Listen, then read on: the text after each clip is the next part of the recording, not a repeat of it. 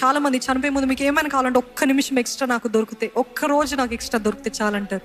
కానీ మనమైతే ఈ డార్క్నెస్, ఈ అంధకారం ఎలా చేస్తుంది అంటే, ఎందుకు బ్రతికి ఉంటాం, అసలు ఎందుకు బ్రతికి ఉండదు, ఎవరికి ప్రయోజనాన్ని బట్టి అని మాటలు వినబడుతుంటాయండి.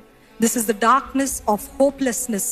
ఇంకా నా జీవితంలో మంచి జరగదు జరగదు జరగదు అని మీరు ముద్రిస్తూ ఉంటారు, రూఢీపరుస్తుంటారు. ఇందాక అన్నట్టు మీ మాటలో ఉంది, మీ నాలుక వశము జీవము మరణం. దేవుడు కూడా అన్నాడండి, జీవము మరణం నీ ఎదురుగా పెడుతున్నాను, ఏది కావాలో కోరుకో. ఆశీర్వాదమా శాపమా నీ ముందు పెడుతున్నాను, ఏది కావాలో కోరుకో.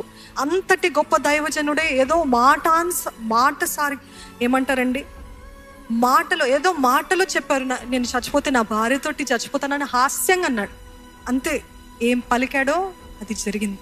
ఈరోజు అంత గొప్ప దైవజనుడే తన పలికిన మాటల ఫలితం అనుభవిస్తున్నారంటే, ఈరోజు మన జీవితంలో ఎన్ని మాటలు పలుకుతున్నామో దేవుని చిత్తానికి అంగీకారంగా లేని మాటలు.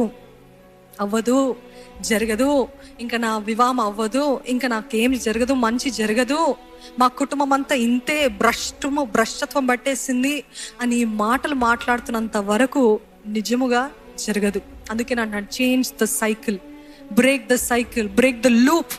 You begin the transformation in your family. మీరు ప్రారంభించండి. మీ జీవితంలో, మీ కుటుంబంలో రూపాంతర అనుభవం కావాలంటే మీ దగ్గర నుండి ప్రారంభించండి.